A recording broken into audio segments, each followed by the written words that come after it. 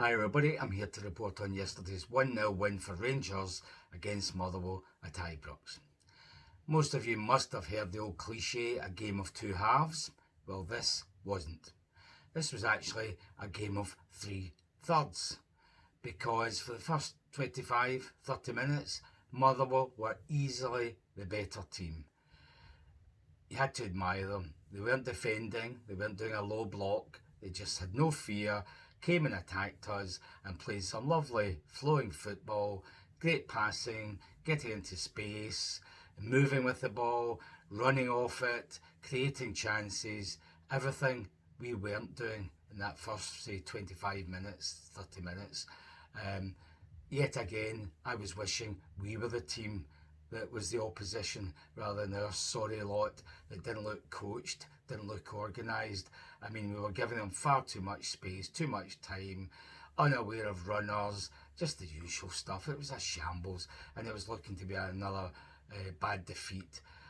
So I don't know what happened, but from about the last 15 minutes of the first half onwards, we actually turned it around and we got the momentum, and we had them worrying about us more than the other way about. So that was really something. I think one of the changes I noticed was when we had a bye kick, they had four attackers or players just outside our area ready to press. So it made it hard for us to get out of our own half.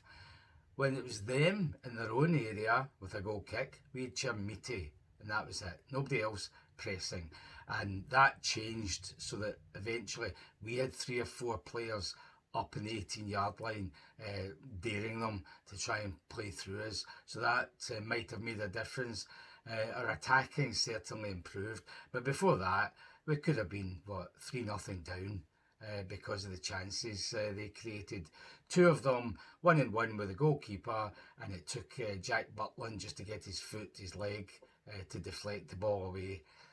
The best save maybe was when the player, the Motherwell guy, backheeled it inside Tavernier, who's helpless, just watches it go by him, and then the other side of him, the attacker runs onto it, 1-1 with the goalkeeper. I thought Jack Butland went down too quickly diving, but maybe it was as well he did because the ball just hit off his body and went to safety. But yet another example of Tavernier just losing it with the attacker, unbeknownst to him, running onto a pass. Just ridiculous. He's another shocker of a game. If I've got to criticise the manager, it's that he keeps playing him and he keeps playing the useless Diomande, who had another terrible game. I was amazed he came on for the second half. He should have been hooked at half time the way he was at Tynecastle, but no, he got another 10 minutes or whatever.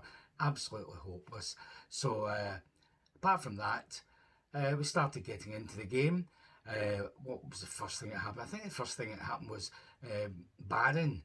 He actually got a pass in the edge of the box, brought it down his thigh and volleyed it to the goal. The goalie dived and made a good save, parried it away to the side.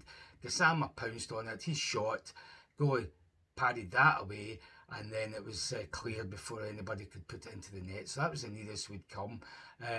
Fernandez had a header that he should have done better with, about 6 yards out, straight at the goalkeeper.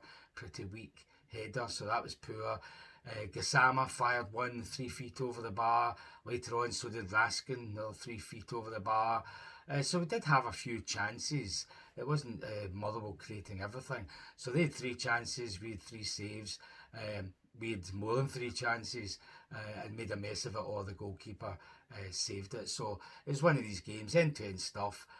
And as I say, in the first half hour, they looked the better team, miles better than us. And then gradually we turned the tide and started putting them on the back foot and creating chances.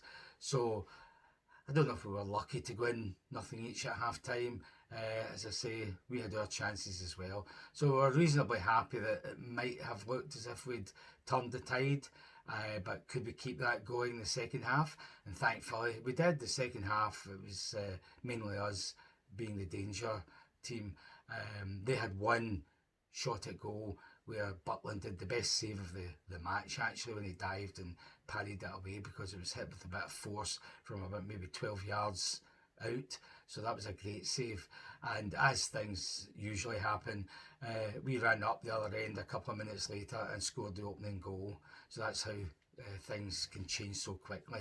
Before that, though, we thought we'd scored. Nice movement, nice pass up the wing. Gassama gets onto it, cuts it back. Raskin puts it in the net. We're all celebrating, knowing nothing could be untoward. Oh, what's this? A VAR check for offside, and it was duly given offside. And the nearest I heard was some guy said to me, "Oh, Chermiti was behind the goalkeeper." That gave me food for thought. Behind the goalkeeper, okay. I've since seen it on Sports Scene, and he was to the side and mostly behind the goalkeeper, not interfering with his line of sight, not preventing him diving for the ball or anything, and yet it was ruled offside. So there's a first. You can be offside when you're behind the goalkeeper practically and not interfering with him. And of course, wonderful Sports Scene, Celtic producers and editors. When it came to the Rangers game, they analysed to death Motherwell's claim for a penalty in the 93rd minute or whatever it is, and they decided that, oh, it was a penalty, but Rangers got away with it. They didn't even look at that offside decision, didn't even mention it, never mind analyse it. Similarly, they analysed Celtic's penalty at Livy and decided it was a penalty, but just forget any Rangers injustices, that doesn't count. So that just sums up the BBC Sports Scene. So forget that, that was a let off. When we did score, it came from Gassama, cutting in from the right.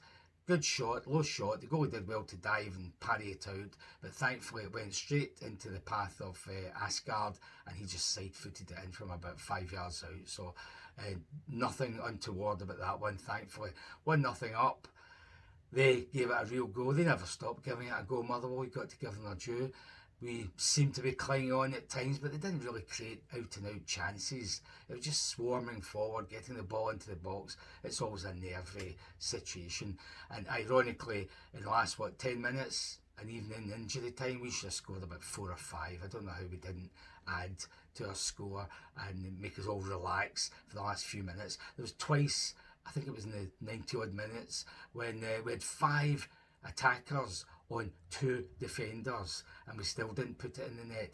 Later on, we had 3 attackers on 2, and we still didn't put that in the net. So that's just shocking. I mean, Miovski missed 2, substitute Finlay Curtis missed 2, one the goalie blocked, no, one defender blocked, the other one he put over the bar.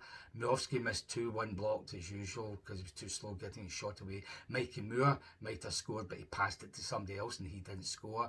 Right at the end practically, Lyle Cameron, the sub, nice move, breakaway move, goes to him, he shoots and the goalie dives and saves it, but it shouldn't have been anywhere near the goalkeeper. So we had all these chances in the last 10 minutes, and including injury time, to make us relax, and we couldn't put any of them away. Absolutely shocking from that point of view.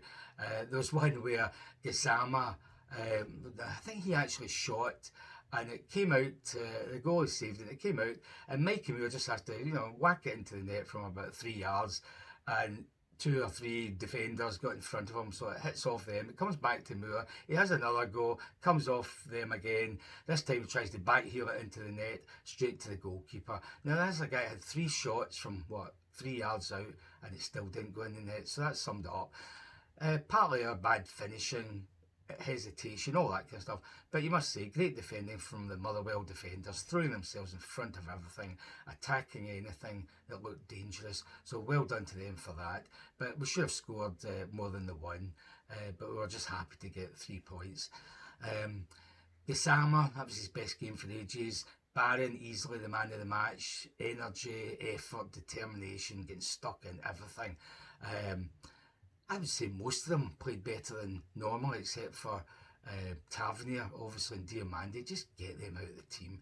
Bonus, Suter coming on, even if it was only for 10 minutes. Lyle Cameron getting 10 minutes as well. So some of the players are actually looking quite good now. If we can just keep it going, play as a team more, who knows what we might achieve. We've got to beat St Mirren Tuesday, and then I'll take a draw at Parkhead and take it from there. We're only 6 points behind Hearts if we win on Tuesday night, so let's do that.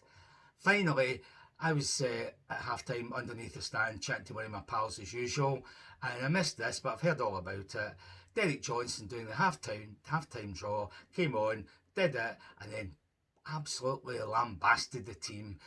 saying Rangers teams need heart, determination, leadership, never say die attitude, all the things we don't have. I think he actually said that as well. And how it should be a case of no surrender. Well said, Derek. Maybe you should be in the dressing room before they come out for the game and give them that same pep talk rather than Tav probably chewing his gum and slouching around. So well done, DJ. Let's hope they take that to heart.